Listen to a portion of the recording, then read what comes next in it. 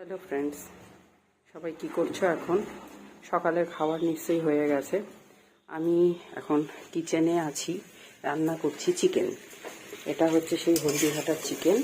এটা 8 পিস আছে, মানে 500 গ্রাম ওয়েটের টোটাল ওজন ছিল 8 পিসের। আর এটাকে আমি নুন, হলুদ, লঙ্কা গুঁড়ো, গোলমরিচ গুঁড়ো, তারপরে তেল, লেবুর রস দিয়ে ম্যারিনেট করে রেখেছিলাম 1.5 ঘন্টা মতো।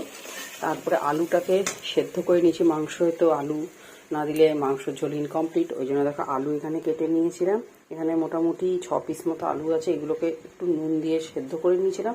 আর এটাকে মাংসটা কষানোর আগে একটু সর্ষের তেলে এটাকে ভেজে নিয়েছি, তাহলে ভালো লাগে খেতে। তো এখন মাংসটাকে দেখো আমি কষাচ্ছি। তারপরে কিছুক্ষণ পর মাংসের মধ্যে জল দেবো। আর মাংসে কিন্তু আমি ঠান্ডা জল দেবো না, মাংসে গরম জল দেবো। যে বাটিতে আমি মাংস ম্যারিনেট করে রেখেছিলাম মশলা দিই, সেই মশলাগুলো দিয়েই এখানে একটু জল আমি মাইক্রোওয়েভে গরম করে নিয়েছি। এই গরম জলটা দেবো, তাহলে টেস্টটা বেশি ভালো হয়।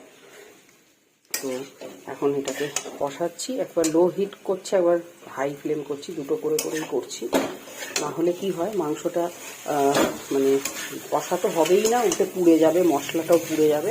ওই জন্য কমাচ্ছি, বাড়াচ্ছি ফ্লেম, এইভাবে মাংসটাকে ফ্রাই করব।